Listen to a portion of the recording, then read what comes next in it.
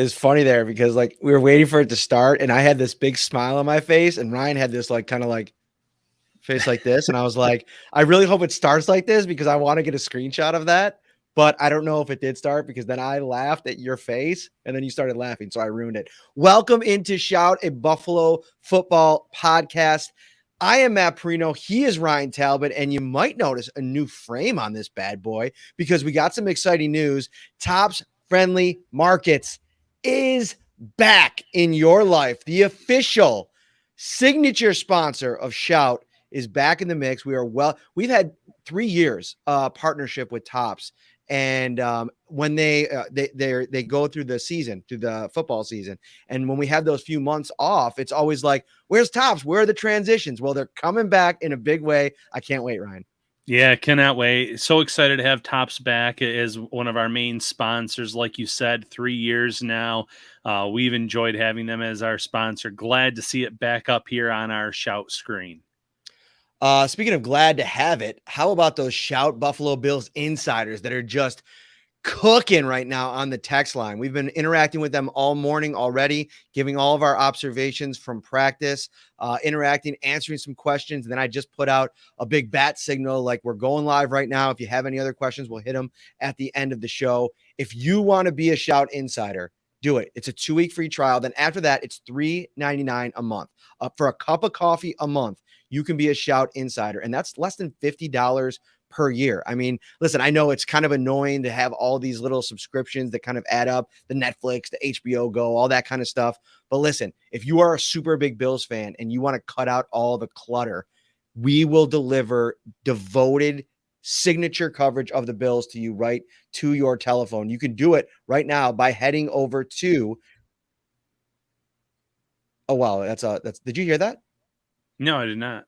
Oh, yeah. The video popped up as I was about to read it from our YouTube channel. Now, I didn't know if you'd be able to hear it in the background. Sorry about that. Anyway, you can head over to joinsubtext.com/shout Buffalo Bills. You can sign up there or just text 716-528-6727.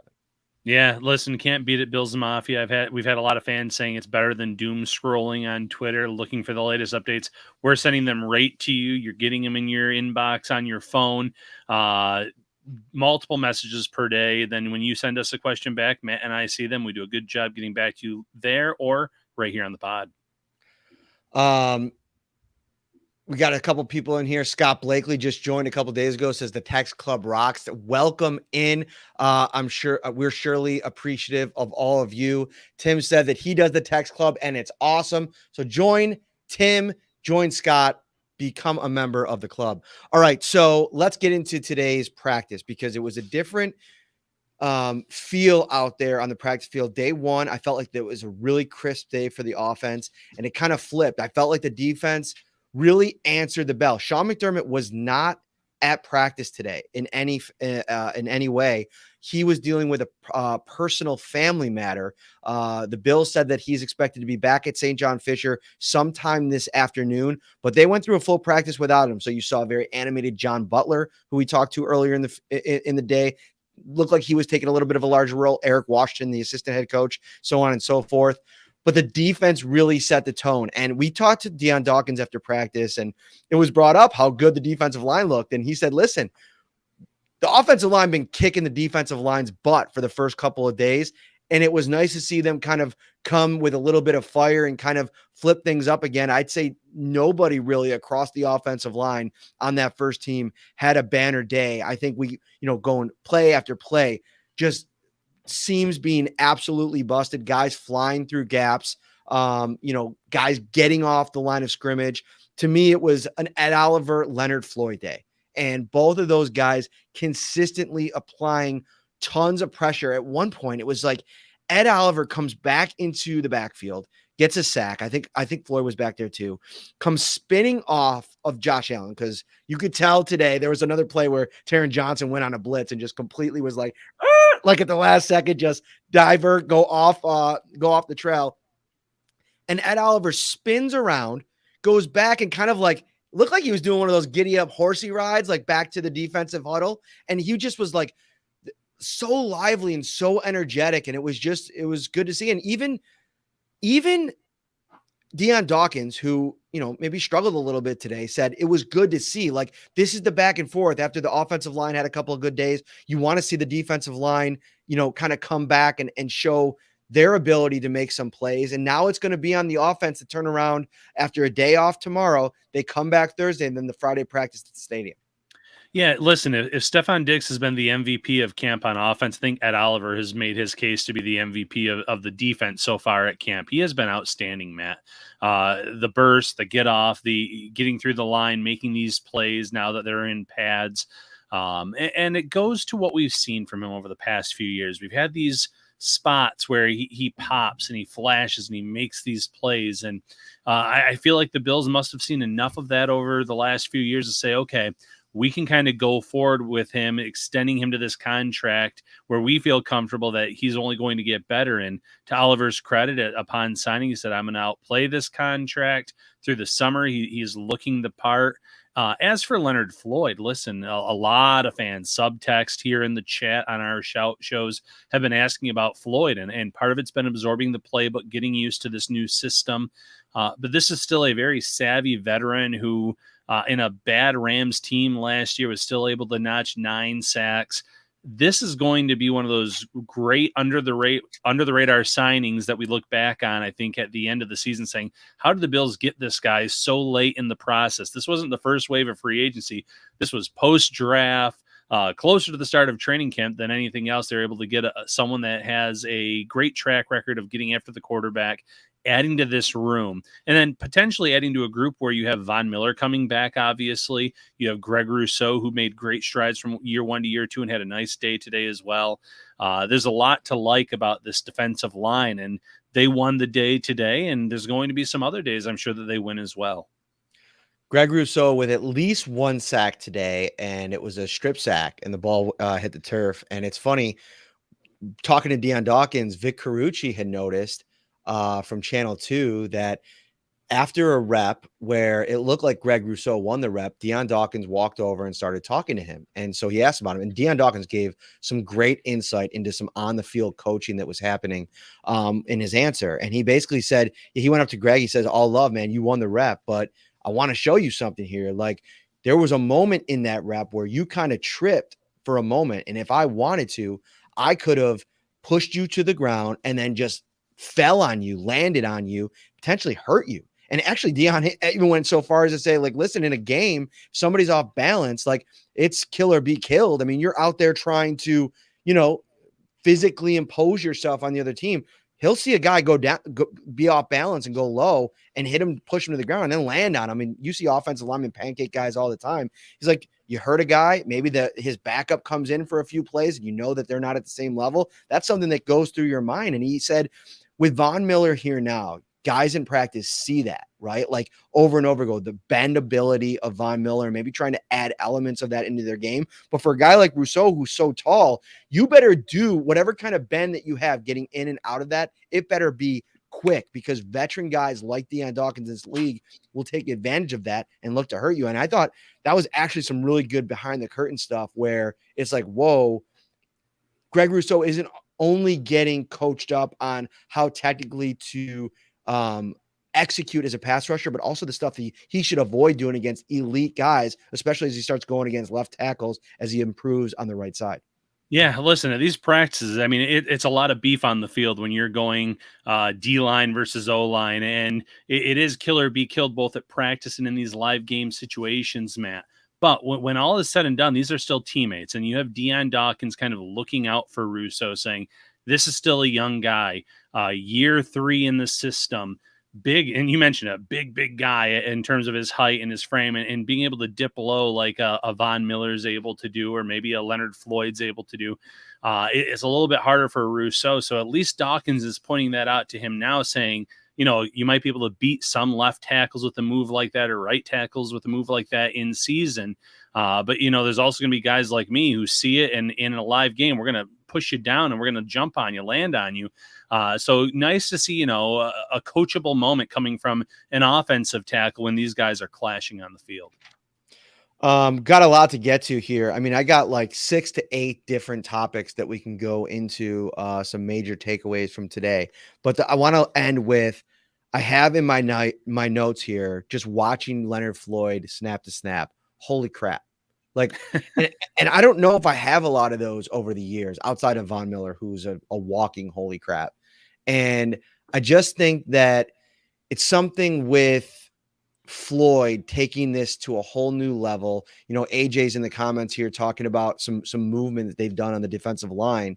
Shout out to AJ Sobalski, who's in town. I've not seen him yet, our former producer, and I'm sorry. Hopefully we can connect before I get out of here. But it's interesting to note that like we've seen Greg Rousseau rush from the interior. I think Boogie Basham on the interior is really interesting because if you can't find a way now, Tim Settle's banged up. He's dealing with, I believe, a calf injury. I put that out in the subtext earlier. Him out, Phillips out. Maybe you need to look somewhere else for some juice on the interior. And to me, Boogie Basham, that's where I feel like the next progression for him is if he can't figure things out on the outside. I know so many fans are talking about maybe moving him in a deal, but I wonder if maybe he's just not, I don't want to say athletic enough, but like from a technique perspective, ready to be a difference maker at this level on the edge. And maybe if he won't be more effective from an operational standpoint on the inside. Yeah, when it comes to Boogie Basham getting those reps or playing on the inside a little bit and mixing and matching, that does seem like a potential fit for him. And I remember after he was first drafted, there were talks about how could he be utilized on the defensive line. And right now, we haven't seen much in terms of pass rush wins and victories for him on the outside. So maybe getting him some reps in obvious passing situations on the interior is the route to go there, giving some unique looks in that way. Because like you mentioned, whether it's camp or in the season, there's going to be injuries that pop up. And you want to be able to get guys on the field that you think can help you on a snap-by-snap basis. And maybe that is how you get that from Boogie Basham. Just real quick, Tim Settle, groin injury. Not calf, Groin injury. Apologies. Yep. Thank you for that. But it's not great, right? Like Tim Settle had this great start to camp and ends up with the groin, and he was a little bit banged up yesterday. He came back in and finished practice, but I wonder if it's just something where they want to be a little bit more safe than sorry, and that's something that we'll watch over the next couple of days to see if he can get back out there. But I'm very interested to see what it looks like on the interior with now reps available. Poona Ford, Daquan Jones, Ed Oliver established themselves as the top three. After that, it gets a little bit interesting. So that'll be fun to watch. All right, next I want to go to, we can get in the middle linebacker here in a second. I have some offensive linemen that I want to also talk about as well. Some under the radar guys that I think had a nice day today. And then Taylor Rapp. But before we get to that, Damar Hamlin. And in practice today with a big moment, one of the coolest things ever.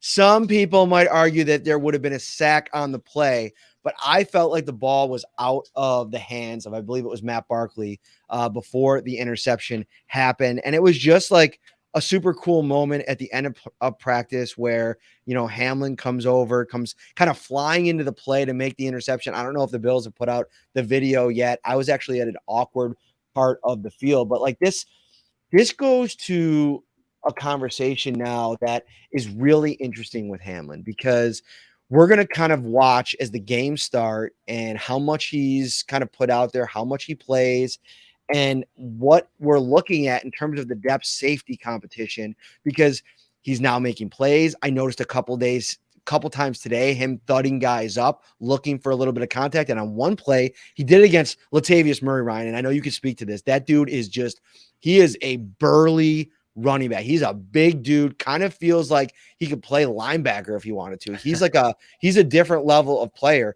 And so here he goes. I'm watching it now. It was a little bit of a wobbler and he had to come back to the play. And it was, it looked like Andy Isabella that it might've been there. And it was not a great throw at all. He probably shouldn't have even made the throw, but just being out there, recognizing the play, John Butler said this morning, Ryan, we don't think about it now, but Damar Hamlin had, 900 some odd snaps last year, right? That, guys that are kind of in the mix in this defense, Taylor Rapp, even a veteran who started a lot of games, he doesn't have those reps, that time on task with the Bills. So he's a little bit ahead of the game.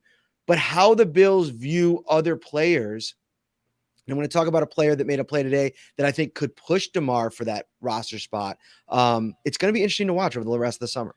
Yeah, and listen, yesterday the big obstacle was first day in pads, and now you're out there in pads and you're making plays. That's exactly what you're hoping to see if you're a coach on this team. In regards to Damar Hamlin, his family's still here at that training camp, so they get to witness it as well. So definitely a great moment for Hamlin. Flashing in the run game as well. And then you just mentioned the 900 snaps. That does fly under the radar a little bit because of how banged up they were at safety last year, losing Micah Hyde in that Titans game very early in the season. Jordan Poyer missing time here and there due to various ailments and injuries. So Damar Hamlin has a lot of reps under his belt. And I know some fans say, well, yeah, there were some missed tackles there. There were some plays that he'd like to have back, and he'd be the first person to admit that. But this is still a young, former day 3 pick that they liked a lot to keep on this team, that has a lot of experience under his belt now. And when it comes to vying for that number 4 safety job, he's certainly right there in the mix, and making plays like this is only going to help his case. Charles G, one of our regulars on YouTube, always one step ahead. That's where I was going next. And I think Cam Lewis, listen, the versatility you talk about, I mean, we've talked about it plenty on the show. He can play all 3 spots, right? And everybody remembers him for that one play against, Justin Jefferson. And it's like, it's almost like used as like a slight towards him, or something like, in a big spot, he didn't make the play, and somehow that is indicative of future play. And I would almost argue and push back on that and say, I think if that happens to somebody, they're almost like more so in the future prepare to deal with those big moments. And so I don't necessarily think that given that opportunity again, Cam Lewis doesn't make that play. And he made a big play today. It was really, really good. It was a deep ball to Khalil Shakir from Josh Allen, and it looked like it was going to be a touchdown. And all of a sudden, Cam Lewis, it looked like a lightning bolt coming out of nowhere because I wasn't looking at him. And all of a sudden, Cam Lewis comes in, breaks up the pass, huge explosion. I mean, people were going crazy for the defense. Trey White came down. Kyer Elam came down. We talk about him in a minute as well. Celebrating the play.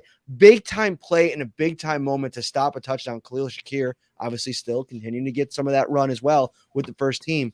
But a big moment. And Ryan, I wonder, for Cam Lewis, like somebody that could play all 4 phases of special teams, can play slot corner in a pinch, but now is working so much at safety.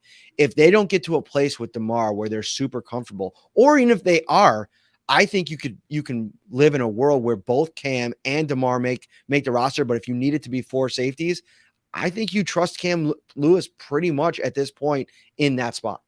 Yeah, and it's interesting because, you mentioned Cam Lewis and the versatility. It makes me think of a year ago with a guy like Nick McLeod, who cornerback was getting worked at safety, made the initial 53-man roster, but then was cut and signed elsewhere. And, he's doing his own thing now. But the Bills like players like that, hey, if we need him in a pinch at a certain spot, we can put him there, cornerback, safety, and then he's a core special teams player too. So Lewis checks a ton of the boxes.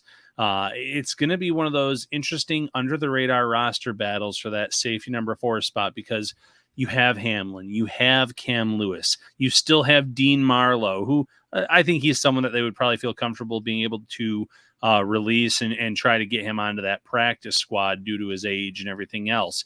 But there are guys that can step up and fill in that role. So still anyone's game. One of the more interesting spots there when they're trying to get down to those last roster spot or 2, Lewis is definitely going to have a valid case to make this roster.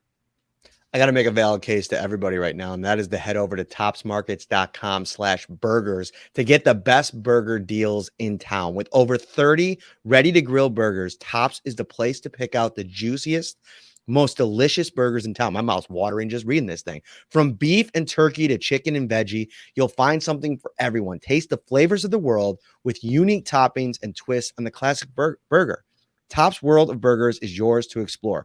And you can win concert and game day tickets all the way up through September 2nd. Shop with your Bonus Plus card, and you're automatically entered for a chance to win one of 3 $500 prizes for concert and game day tickets every time you purchase fresh or frozen burger patties from the meat department. That sounds exciting, Ryan. And I got to tell you something else too. Today was Turkey Burger Day at St. John Fisher. I know this was all the rage last year, and I got to be honest with you, it was fine. It was the turkey burger was fine, but I'll tell you right now, they had this chicken dish. I took a couple extra. It's gonna be Look a at late you. here. It kind of has like I think they're chicken thighs, and I think that it's got kind of like this zesty, like almost like a Thai like sauce glaze to it. Man, it was to the St. John Fisher staff, chef staff. Bon appetit. It was delicious. I'm glad they're treating you well there, Matt. You mentioned you wanted to talk a little bit about Kyrie Elam. We've had Caitlin coming in with the comment.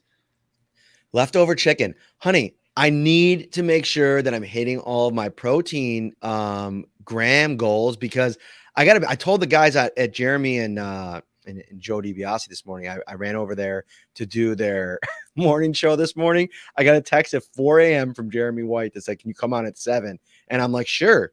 And the problem with that is I got the text when I woke up at about 6:40. And so I'm like, I posted the GIF on Twitter of Forrest Griffin or Forrest Gump running through the streets, which was literally me in the morning with my cup of coffee and a water bottle. I'm running over to the thing. Anyway, I don't know where I was going with this. And you listen, oh yes, I remember where I was going with this. So I brought these free weights with me to St. John Fisher, right? They're the interchangeable Bowflex up to 50 pounders. Brought even the bench, the foldable bench. It was great. And I left it in the car and I'm like, you know what? I'm going to kind of be a savage with this. And I'm going to actually just work out right outside of my trunk. Like I'm going to go out either to the parking lot at Fisher, which is right underneath the overpass of the thruway, or I'm going to drive around, find an empty parking lot, 6 a.m, just get those dumbbells out and clank them around. Guess how many times I've done it, Ryan, since I've been here? I'm going to guess it rhymes with hero. It does rhyme with hero. I was really disappointed with myself. And so today, even I set my alarm for 6 o'clock to wake up. And man, camp is such a grind. Like I got to just gobble up all the sleep that I can. Turkey burger. You like that? Anyway, we're going to move on. We've stayed here too long. Let's get to Kyrie Elam. Yes. So what do we, let's start with John Butler and what he had to say about Kyrie Elam today. All right. So let's get into this, to the thick of this a little bit. And I thought it was interesting because, John Butler came out and, said that all three of these guys, whether it's Benford, Dane Jackson, or Kyrie Elam, have unique skill sets.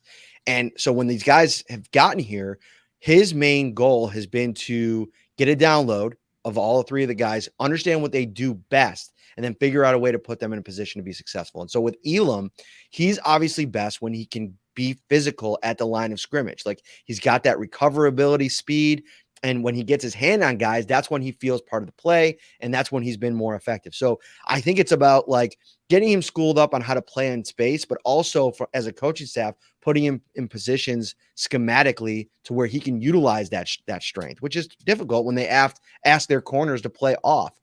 With Dane, he called him an all-around player, somebody that, works well with press man, getting physical, also working in space, but also just now having all of these reps. And he, interestingly enough, said the neck injury last year really derailed what he was a year ago. He said there's statistics that show, advanced statistics, that he was one of the best tackling cornerbacks in the NFL last year in 2021. And that neck injury kind of, took him off his mark a little bit. And then Benford, he said his main trait is his processing ability on the field. So when the bullets are flying and you got to react in the moment, he really talked up Benford's ability to, and I think that leads into him playing better in a zone scheme because he's able to process so many different things and react to it. Sometimes the quick firing in the brain is more important than the speed or quickness that you have in your legs, because you got to see it and then react to it. And I feel like that's what Benford's doing.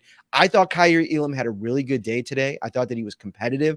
I thought that he made a couple of nice plays where I felt like coverage was happening. And even yesterday, there was a coverage rep that I saw him against Gabe Davis, where I thought he really shut down that side of the field, forced Josh Allen to go in other direction. The problem was that direction was Stephon Diggs for a 10 or 15-yard completion, and that just so happens to be how it goes sometimes.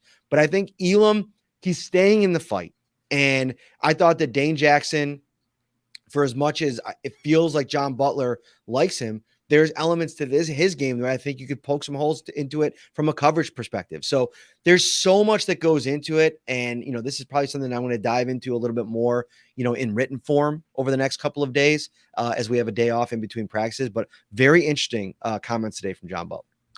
Yeah, and he is right though about the different skill sets and how can you utilize them, and are the Bills willing to let Elam use his physicality at the line? We've seen them playing off a lot in the past few years in the zone defense. He's felt like, and we've said this, kind of like a square peg for a round hole in terms of what he can do versus what the Bills have done. Under Sean McDermott. So maybe there will be some changes there to let him play to his strengths, let him use that recoverability to get after guys if he misses at the line or if he needs to use that because he does have that closing speed. Dane Jackson, maybe the neck coming a year off the neck injury and things like that. Maybe the tackling improves and he makes his case. And then you have Benford, who started the year very strong, has a lot of knowledge of the zone defense entering year 2 of the system. They all three of these players can make a compelling case to start opposite of Tre'Davious White. So that's the one race that I see going down to the wire, going the longest. I think we're going to get closer to the linebacker job getting filled before we get to this cornerback 2 maybe getting announced. So it's going to be intriguing. It might be one in the preseason, Matt. Cool little comment here from Tony Tibbetts on YouTube. Hey, Matt and Ryan, longtime listener, first time live on your show, Go Bills Mafia. I think this is really cool and actually something that I never really figured before. I always think of it and this is probably wrong on my part, but people know where to get our show everywhere, right? Live, the video version, the audio version. But depending on where you listen to the show, if you've always been an audio listener, you probably don't even ever think about the live factor or that you can get it. You may want a live show more so during training camp than you do the rest of the year when it's just more scheduled, our weekly Wednesday show, so on and so forth. So we got to do a better job of making sure everybody knows where to find us all the time when we're going live. The YouTube channel, I feel like, is a really good place just to, get the app downloaded in your phone, subscribe, hit interested on our channel. And then every time we go live, I check, and I feel like YouTube's the best at it. I get a little ding every time we go live. So if you're walking around the store, doing some work, whatever it is, you can just kind of plug in with us right there. Yeah, it's nice. It's convenient. Love these live shows and the interactions here on the sidebar, but also love the fact that we get so many people downloading this and listening to our pod as well. Indeed. All right, next we're going to quick fire through some stuff. I want you to bring up the questions, Ryan, while I go through a couple of quick fire observations. Okay.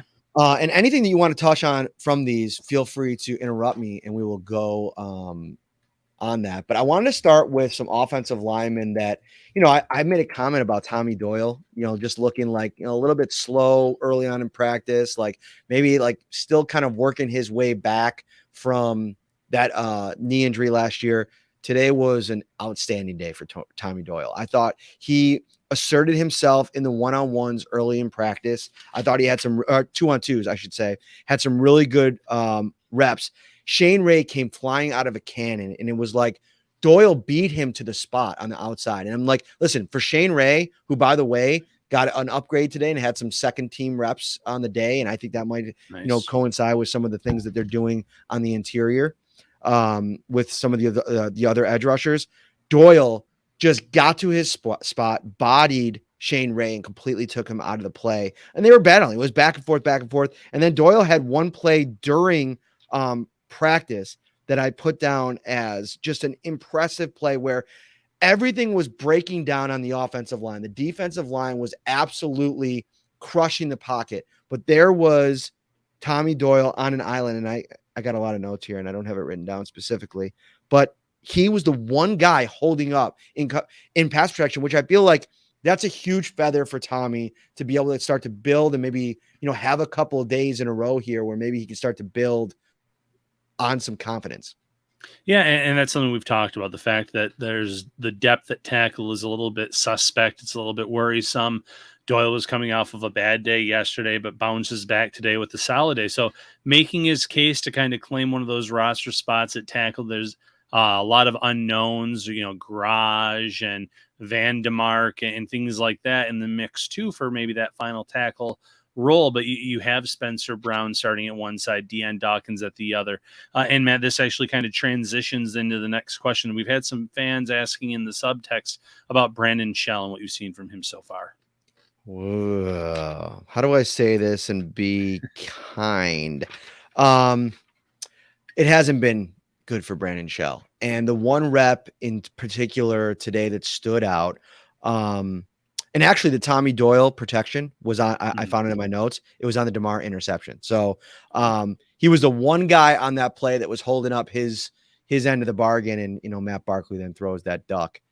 Poor Tommy. But anyway, Shane Ray, he was in the backfield so fast.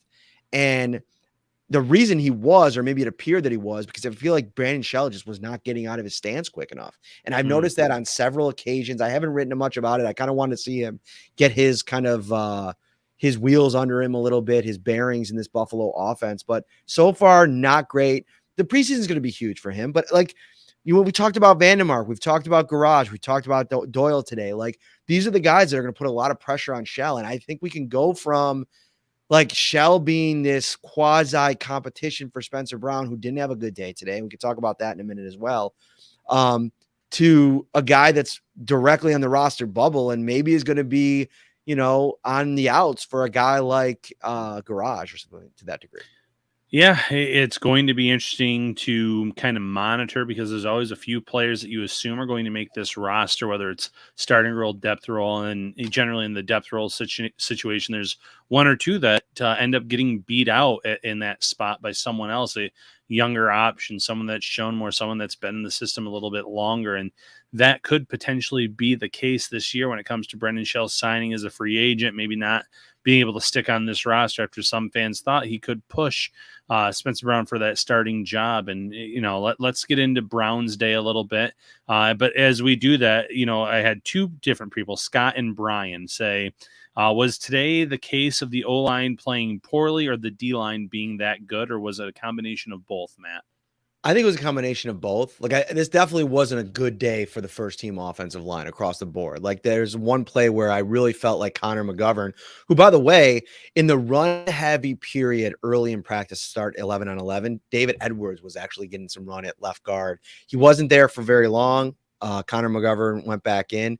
And Deion Dawkins actually talked about how nice it's been to have one guy next to him and not that kind of cycling door. Because if you think about it, over the course of his run, he's had a different left guard every single year. And so I thought Connor McGovern had one rep today where he really stood out and just got absolutely worked by Ed Oliver. And again, it's Ed Oliver season, man. The kid is absolutely electric every single day. There's been no days off.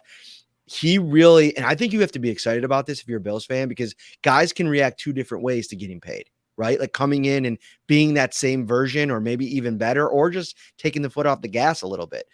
Brown, man, it didn't matter who he was going up against. I mean, Floyd, I don't know what's the best way to put this, but he had a couple reps. First of all, I think he was in his head because of how tough of a matchup it was. And this was this was the first day where I felt like Floyd really spread his wings on the first team consistently throughout the day and really brought out the good stuff, like the spin moves, the quickness, the power. Eric Washington talked to yesterday about how violent his hands are. And he's a guy that gets super pissed off if you try to block him. He feels like he just shouldn't be blocked, apparently.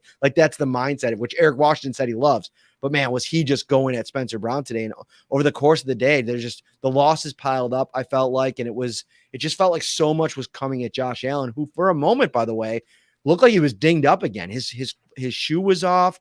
The trainers looked like they were looking at it. I don't know if they were taping it or what they were doing with it. Put his shoe back on, and then he went about his day. Obviously, when you're talking about toughness, Josh Allen is about as tough as they come. So it didn't seem like it nagged him or anything, but not a great day for Spencer Brown. And at one point, felt like it was so much in his head that, he had a false start penalty against him. And just out of sync. And I think that's when it happens. Like when you start seeing, there was blitzes that were flying at them all day. Like this was an aggressive day where the offense was put in the spot to run 3rd and long for most of the day. And it felt like that over the course of practice. Yeah, and listen, 3rd and long situations, that's when defenses in real games are pinning their ears back, getting after the quarterback, bringing that heat, knowing how difficult it is to convert in those situations. So, not a huge surprise that the defense fared so well today. But in the case of Spencer Brown, it's worrisome, and you don't want to overreact to it. It's one day at camp. He's had a solid camp to date, but you as a Bills fan, you should be slightly worried about it because of the confidence that Sean McDermott and Brandon Beane had in him all offseason, saying, the back surgery, that he didn't get to play his final year in college. We really think that he played good football down the stretch, and they're looking at this trajectory. And it wasn't just lip service. The Bills did not draft any viable alternatives in this year's draft for him. They waited until late in the process of free agency to add Brandon Shell. This is a key spot in terms of protecting your franchise quarterback, in terms of trying to get that run game going. He's someone that's going to play a lot of snaps if he can stay healthy. And if he doesn't make those great leaps and bounds, it's going to be a big weak link for this offense, Matt. Indeed. You know what is a strong link, Ryan? The mega meat sale going on at Tops right now, and they got you covered. You can mix and match from over 30 different cuts. Buy one, get one free of equal or lesser value.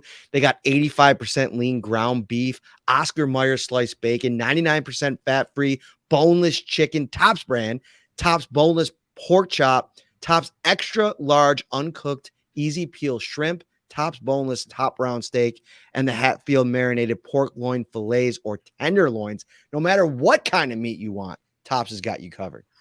Head on over to Tops and grab some meat, Matt. That made me uncomfortable. I'm not going to lie. You got to work on your transition. Phrasing. That was different. My bad. All right. We're over 400 on YouTube. Thank you so much for logging in and spending your Tuesday afternoon with us. Smash that like button for us. Subscribe to the channel as well. We're sneaking up towards 9K subscribers on the YouTube channel. And speaking of subscribing, man, we got this cool new deal. It's the Shout Buffalo Bills Text Insiders. That's what I'm calling it. Text 716-528-6727. Give us a try. It's a 2-week free trial. After that, $3.99 a month, less than a cup of coffee a month, $50 for the year. I know subscriptions add up and it's annoying, but trust me, Ryan and I are going to put all of our energy into making this Text Insiders Club the place to be for Bills fans. We cannot wait to interact with all of you. We're already taking questions from the group right now, and it's coming right into the show. What else we got, Ryan? Yeah, some Dalton Kincaid questions again. This person wants to hear about his day today. They said they gave up a haul in a dynasty draft to land Kincaid. Woo! Are they, Right. I believe the hypes to date. How was he today, Matt? What do we think about Dalton Kincaid, his dynasty draft stock? As a matter of fact, I'm going to bring up a mock draft right now. Fantasy Dynasty Rookie mock draft, because I asked this because what's that? He's a first round pick in a dynasty draft. He's definitely a first round pick for sure. But I want to see kind of where people have him going and give my take on it, because first and foremost, in my dynasty league that I think we're running on year 13 with my college buddies, I got the first overall pick, which tells you I have a very bad dynasty team, but I do have the first overall pick. And I really just, I sold off all the parts. I've been waiting for the year to really bring it to a place where I was going to guarantee myself the first pick to get that running back. I couldn't have picked a better year. Bijan Robinson, to me, I feel like is he sneaking into some first rounds in regular drafts? I mean, people are pretty high on him from what I've said, from what I've heard on the fantasy podcast channels this offseason. Yeah, I don't know about first round regular drafts, just because a lot of really good wide receivers go. You get a few quarterbacks, depending on if it's a 1 or a 2 quarterback league, obviously. But yeah, it's interesting though. Bijan Robinson's probably maybe tail end first round, but more realistically early second round type of player, especially because of that that offense in Atlanta, not knowing exactly how efficient they're going to be. But in a dynasty format, you definitely picked the right year to have that first overall pick. All right, so I got a mock draft up here, and this is wild. Our mock draft will look nothing like this. I can already guarantee this because people don't take quarterbacks this early. But I guess like maybe in a 2 tight end or 2 quarterbacks super. Oh, it is a super flex dynasty draft. That's why. But this one is Bijan, Anthony Richardson, Bryce Young, CJ Stroud, Jahmyr Gibbs, which I feel like Jahmyr Gibbs is probably going to be the number 2 pick in our draft.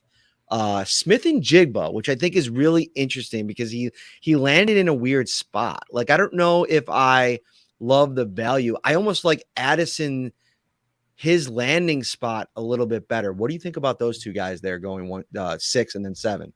In dynasty drafts, I don't look at the landing spot. I look at the long term more than anything else. And I think Smith and Jigba, talent wise, is worth being taken over Addison. Like Addison's game a lot, like that offense a lot.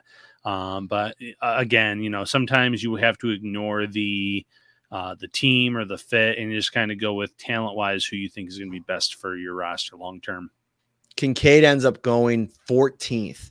Some of the players that went ahead of him, which is in the second round. But again, this is a quarterback heavy draft. Like Will Levis went at 12, which will never happen in just a regular dynasty draft. Devin Achane from Miami went in front of him. Kendre Miller from the Saints, the running back, Zach Charbonnet, Zay Flowers, Quentin Johnson, all of the usual suspects. I don't know, man. I like Kincaid over any of those wide receivers outside of maybe Addison and Flowers and Smith and Jigba. Yeah, and that's a fair take. I think he's going to be very involved in this Bills offense.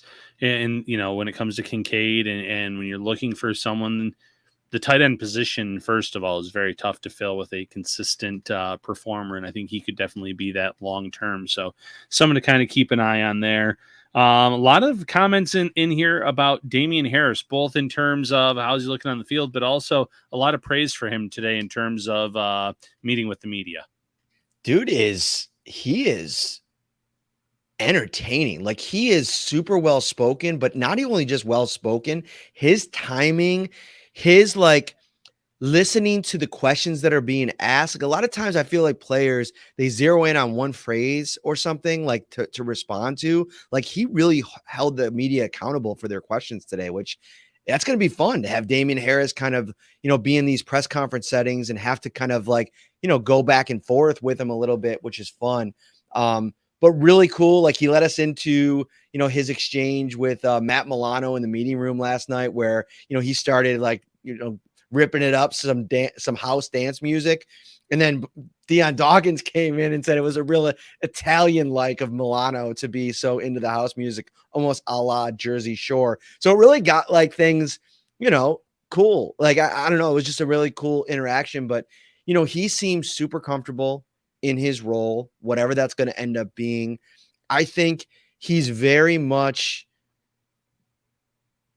he understands the opportunity. If something happens with James Cook, he'll be there to kind of take over that RB1 role, but he's perfectly happy being in that complementary role. Because I think if you're Damian Harris and you look at your career the last couple of years, why do you want to put yourself in a situation where you got to carry the rock 200, 250 times? Why not get into a split where maybe it's 60-40 and you can kind of take some of the load off of your body? I was really impressed with Damian Harris. Yeah, and again, being that compliment when you've had a history of not being able to play a full season, that's a good thing. If I'm Damian Harris, it's a good thing because in this offense, he's going to get those short yardage opportunities in an area where he's thrived. Knowing how efficient this Bills offense is and how deep they get down toward the goal line, he's going to get a lot of carries there. So maybe he doesn't get the normal workload of what he's had in the past, but he's going to have a lot of opportunities to score touchdowns, convert big plays for this team, but most importantly, be healthy for a stretch run for this team come playoff time. And, he's usually been pretty banged up over the course of his seasons in New England, missing some time late in years. I think this could really benefit him in terms of his career here, but also extending his overall NFL career. Harold, our Pops Mafia on YouTube, one of our favorites, has a great observation. Matt Milano looked all pro today. It's funny, we talked about Dalton Kincaid making a play against Milano yesterday. Well, the all pro found his way back to compete with Dalton Kincaid. And this was one play that I did have circled and I wanted to highlight. Allen found Kincaid kind of breaking open in the second level, and he found himself again, which he's going to in these practice settings, one-on-one with Matt Milano. Can you imagine how good this is for Dalton Kincaid to have to go up against Matt Milano in practice? Like, I can't think of a better learning tool for a young tight end than to face that kind of competition at linebacker every day. He gets set one-on-one with him, and then it's a one-on-one rep all the way to the sideline. And it's like maybe a 25, 30-yard throw towards the right sideline. And Kincaid, it's a 50-50 ball at this point. Like, they get out on an island. They're battling back and forth. He goes up, and he tries to kind of like reach back over Milano to try to make a catch. And that is just Milano's world. You are not going to complete that pass 9 times out of 10. And that's just what happened. He gets in there, makes it physical, makes it ugly. The ball goes to the ground. And, a learning moment. And I feel like the more settings where he gets to operate in that situation, the better. Yeah, and you're not going to go against athletic linebackers like Milano every week in the NFL. You're going to have some great mismatches. So to your point, being able to practice against a guy like Milano day in and day out is only going to make Kincaid better right out of the gate. So it's exciting. They've had a few battles already. There's going to be a lot more here at camp, and then obviously in some practices as well throughout the season. All right, do we got anything else here? I got a couple more little notes here I can fire through unless you got a question. Yeah, no, fire some notes. All right, so Taylor Rapp with one of the hits of training camp so far, I thought. I mean, I think he laid one out yesterday and he came back again with another one. You could tell that we're going to see more of Taylor Rapp in a game setting because I think he wants to use his physicality. He wants to play downhill. He wants to get into the box. He wants to, make especially receivers feel him. And he made Deontay Hardy feel him with a huge hit today where you're just like, whoa. Maybe dial that back a little bit. If you're an offensive coach, at least you're probably saying that. Justin Shorter with a really impressive play. And I feel like he's kind of quietly gaining some confidence. It was like a 3rd and 10. And he kind of ran to the outside towards the right sideline, was one-on-one in coverage against Christian Benford. And I feel like that's a really competitive rate or rep. And he won it and he makes the catch. Benford tries to rip it out at the end of the play. He's not able to. So I feel like that was a really good play for him. We talked about Cam Lewis already. But Shorter, nice little moment for him. And Shorter, he's an interesting player. Day 3 pick. This team has probably their 1 through 5 kind of set in some formation at 3, 4, and 5, and Shorter's kind of hanging around there for that wide receiver 6 role. And he was the former number 1 recruit at wide receiver in college, and he never really lived up to that hype. And that was probably a lot to kind of deal with, knowing you're a 5-star, knowing you were listed ahead of a lot of guys that are already in this league that are having nice careers. Now in Buffalo, it's like, yeah, you do have to make the 53-man roster. You have to make this team. But that pressure isn't there for him necessarily in terms of having to be the superstar player. And I think that's going to allow him to kind of have these moments and build up that confidence and kind of maybe over time, and maybe not this year as a rookie, but work his way up that depth chart to maybe being eventually a wide receiver 4 or wide receiver 3 for an NFL team, because, physically he has the build of an NFL receiver already. Sometimes you can't say that for rookies. He looks the part. The talent's clearly there. It's just, it didn't pan out at the college level. Now you're with a great quarterback like Josh Allen. You're in a high scoring offense. Opportunities are going to come for him both in training camp and the preseason. But if he makes this roster, his number could get called upon as well in a real setting. And I think at where his role is, I wouldn't be surprised to see him be able to make some plays and, beat out the opposition across from when you're playing as wide receiver 4 or 5 in an offensive set. Before we get out of here quickly, I want to get into a couple things on the linebackers. And first and foremost, Kyer Elam, he did get a lot of first team reps today. So he was working in there. I think he mixed in with Dane Jackson. I didn't see a ton of Christian Benford there today. Osiris Torrance kind of split some time today with Rick Bates. Bates had some reps on the second team as a center. mixed in at right guard as well. And then like I mentioned, David Edwards got some run as well with the first team for a few minutes there at left guard. At middle linebacker, it was interesting because they went off the usual rotation. It was Dotson day one, then it was Bernard, Spector, Dotson, Bernard. Today was supposed to be Spector day, but it was Tyrell Dotson. So I don't know if that is, Spector getting moved out of that competition for now, or maybe just wanted to see a little bit more of Dotson in that role. I thought Dotson made a couple plays today. Nice, real good pass breakup on one play. But honestly, it was the play of Spector on the second team at the mic that really, to me, stood out the most of the group. Now he's playing against the second team, so I guess it's a little bit easier to operate.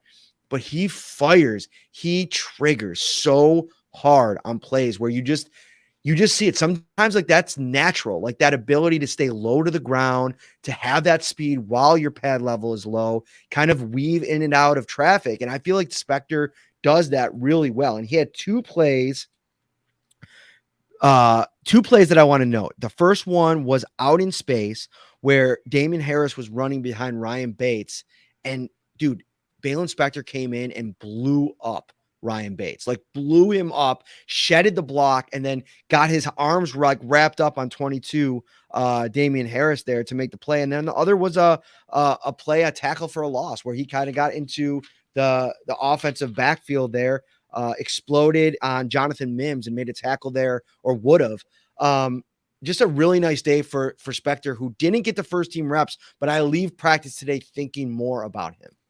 And that's the good part. If you're Balin Spector, okay, maybe it was supposed to be his day today, at least according to the rotation that we've seen, it should have been. But he made plays where he needed to, where he was lined up with the second team. And whether, we don't know yet if he's officially out of that competition or not. But when you make plays like that, given your opportunities, all of a sudden you might have to reevaluate that if you're the coaching staff, saying, I know it was second team, like you said, but he flashed, he did this well, he did this well. And there's still plenty of time to make that decision. So maybe it helps him get back into the mix. Maybe Thursday, I should say, he's out there with the first team, or maybe it's at the blue and red scrimmage. Stacking days like that, having good plays, whether it's against the first team or the second team, you're giving yourself that opportunity to kind of work your way back into the mix. So good for Balin Spector having a solid day. If you want to have a solid day, you should head over to Tops, which is heating up for summer savings. Quench your thirst for savings. Get $5 of cool cash. Check this out. You get 1 point for every dollar you spend on the brands that you love, like Pepsi, Mountain Dew, Gatorade, Tim Hortons, Red Bull, Starry, Body Armor, Pure Leaf, Smart Water, Dunkin' Donuts, all of your favorites. Through September 2nd. Every 35 points is equal to $5 in cool cash. You can ask your cashier to redeem your points for a coupon offer your next shopping trip. Ryan, Tops is back. We got the shout. Buffalo Bills Insider Text Group. It is cruising. 716-528-6727. Just send us a text. Sign up. Do the 2-week free trial. It's $3.99 after that. Stick with us. We're going to give you all the Bills coverage you can handle. Yeah, it's been great so far. I love going through interacting with the Bills fans. I know you do too. So Bills Mafia, get in on this. It's easy. It's fun. Back and forth. You can ask questions to us. And if we don't get right back to you in the text format, we bring them up here on the show. All right, that's going to do it. 53-minute pod on this Tuesday. Tomorrow's off. We'll be back at St. John Fisher on Thursday. We got the red and blue game on Friday. Ryan will be out at the stadium for that. We got you covered for everything Bills over the next week and beyond. He's Ryan. I'm Matt. We'll see you soon. Take care, everybody.